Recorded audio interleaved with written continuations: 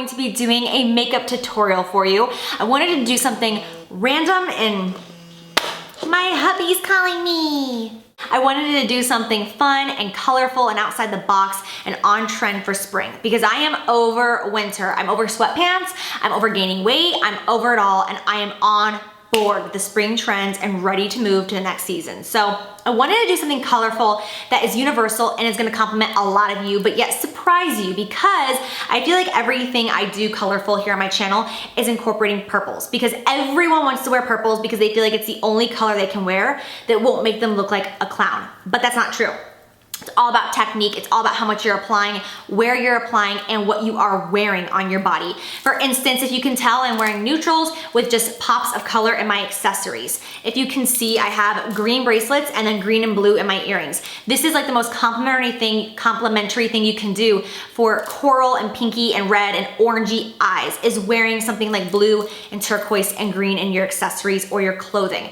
Matching your eye looks or your lip colors to your clothing is going to do the exact opposite, and it's not gonna compliment you, and it's gonna be a little overkill. It's going to reverse what you're trying to do. So instead of wearing the same color on your body that you have on your face, try to wear the opposite color, because as you can tell, when I bring my bracelets on screen, what's on me?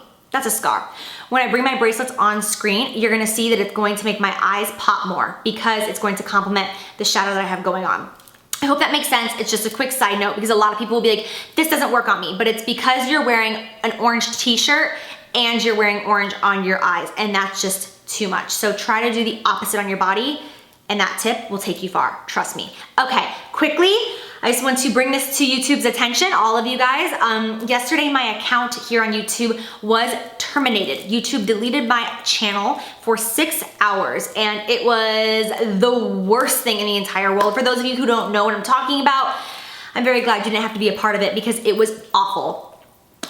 It was a mistake, it was a misunderstanding. I got it back, it was gone for 6 hours. It was the worst 6 hours pretty much of my entire life, I'm not even kidding. I had everybody on top of it. I was in front of my computer and on my phone and using my husband's phone while my husband was sitting there next to me like, it's gonna be okay, Jaclyn. I had my best friend on his computer and his phone. I had my mom taking care of stuff. I had my sister informed, like everybody. I was emailing and calling every single person I knew, texting every single person I knew.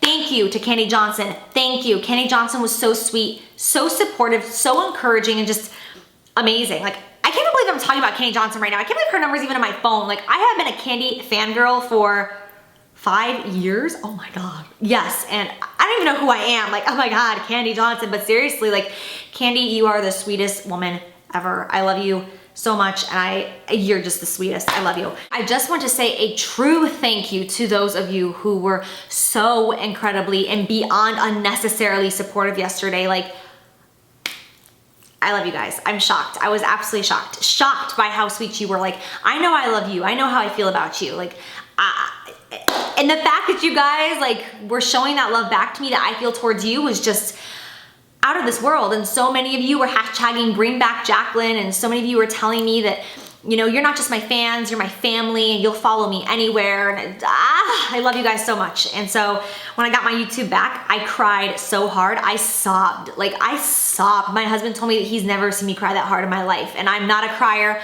I don't cry easy, but I bawled my eyes out like a baby. Like, it was. And I could right now because I'm so grateful to have my YouTube back. I'm so grateful that all is right again, and I have the support and the love of you guys. You don't know what your words mean to me. Seriously, you don't know. Every one of you. I love you. You guys are my best friends. You really are. You're my best friends in the world. It's crazy how life changes, you know? At one point, I'm homeschooled and no one wants to be my friend, and now my YouTube account gets deleted and thousands of people are telling me that they're crying. So it's like, I love you guys. You guys make me feel like I have a place, and I hope that I do the same for you. So I love you, and I hope you enjoy this makeup tutorial. We're gonna do something fun and glittery and colorful to celebrate me still being here on YouTube. Thank you, God, and thank you, YouTube. I love you guys, and I'll see you soon. Bye. We are starting off with a fresh face and no makeup, so let's do this. First and foremost, as always, we are going to start off by priming our eyes. I am using MAC Pro Longwear Concealer in shade NW20. This concealer was made with a technology to help prime your eyes for shadow, so use it. It's thebomb.com. Then going in with Makeup Geek eyeshadow in Peach Smoothie, one of my all-time favorite transition shades. It's got a little bit of a yellow undertone in it, so it really works on any skin tone that has some olive in it. And once you have put that in your crease all the way from inner corner to outer corner, okay, don't fall asleep, Jaclyn, and you have just a little bit left on your brush, start blending upward towards the brow, and this will really help in the blending process. Then going in with Makeup Geek Mango Tango, this beautiful peach color, so gorgeous, going in with an E25 brush, which is just a smaller, denser goat hair version of the E40, so you can really get in there much more precisely. Again, take your time doing this and just move from inner corner all the way to outer corner. It doesn't matter how much of this you get on your lid, you're just really focusing on your crease. The lid really doesn't matter, so just keep blending upward. The less product you have on your brush, the more upward towards the brow you want to move. Then going in with Razzleberry. I just love the name of this eyeshadow. I just want to talk about it all day. Okay, so with the exact same E25, we're going to put Razzleberry all the way from our inner corner to our outer corner. As you can see, I'm not focusing on blending this beautifully on the lid, but we are focusing on the crease. So just like I said before, make sure you get this densely in the crease all the way from the inner socket to the outer corner of the eye and then blend up. Then going in with Too Faced Shadow Insurance Glitter Glue. This is going to save everyone's life who works with glitters or pigments or anything chunky that has fallout. Tap it on the back of your hand, tap it all over the area that you're going to place any pigment or glitter, and then go in and watch the magic unfold. I'm using MAC Rose Pigment. It's a beautiful, true rose shade. This is an oldie but a goodie in the MAC world. And using a MAC 242 brush, which the only reason I'm really using this is because all of my E55s are dirty. I need to wash my brushes very badly, and you know it's a dreaded job. I'm just going to pack this all over the lid. To make sure that we don't have fallout all over our black eyeliner that we're going to apply, go back and forth and rub like you see me doing. That will make it so if you have any fallout, it's going to fall right now and not later throughout the night. So pat it on, and then rub back and forth. I'm telling you, the Too Faced Shadow Insurance Glitter Glue, life savior when it comes to keeping on that pigment. Then using Maybelline Gel Liner in Blackest Black, I'm going to put on a pretty thick band of liner. For looks like this, I recommend doing as thick as you are comfortable with in your liner, because when you're using a color like pink, it can easily become looking like an infection. So when you do a thick band of black liner, it's really going to separate, and it's going to make it look more like a beautiful eye look and not pink eye.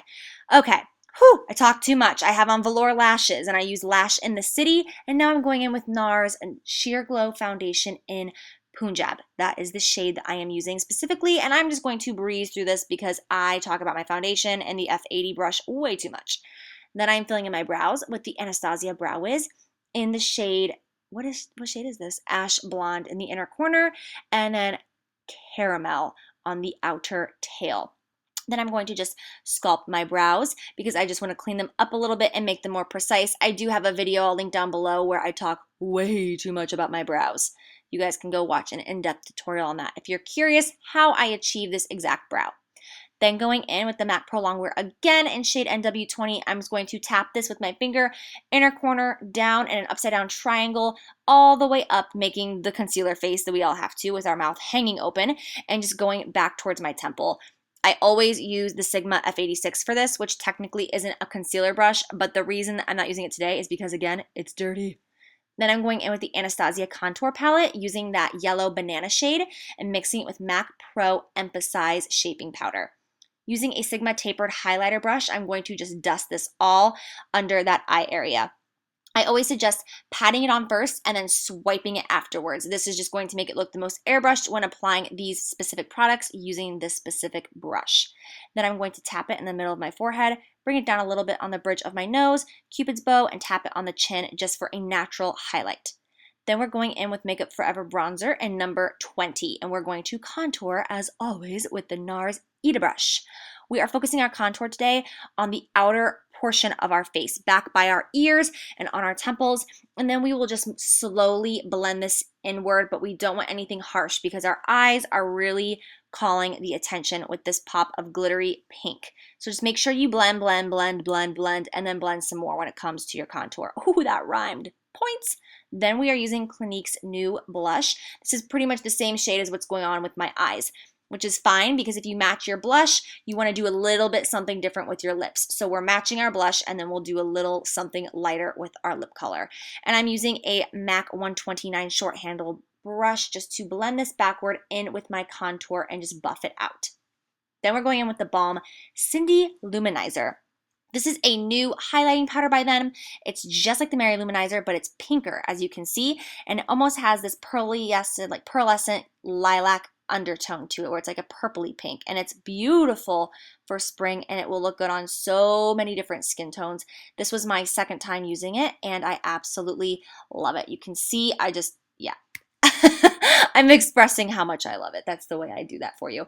And then I'm going to go in using any pencil brush and Mango Tango again by Makeup Geek from inner quarter to outer corner. And just make sure you keep blending. This under eye area can quickly become a hot mess because you don't blend. I assure you, if you just keep working and blend, blend, blend, blend, blend, it will end up looking perfect like everyone wants it to.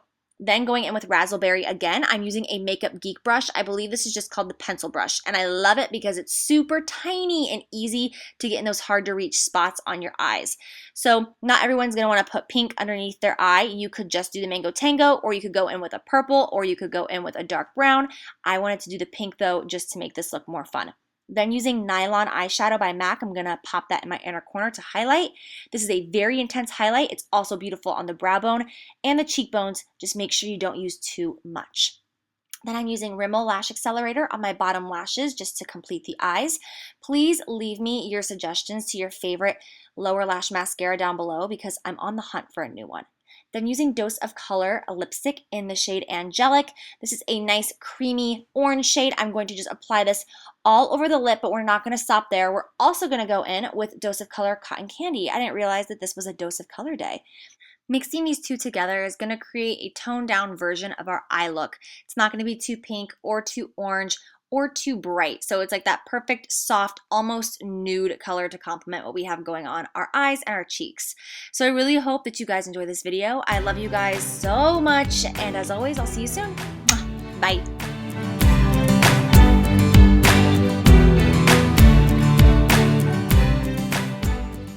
Okay, once again, I'm done. I suck.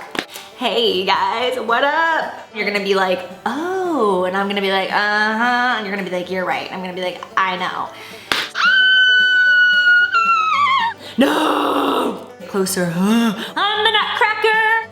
Ah! Pinkish, orangish, corally, glittery, sparkly kind of look. Hey guys, what was this? I was like, hey guys. I'm coming. Like, hey guys. I need to stop, I'm annoying. You know it, don't even lie.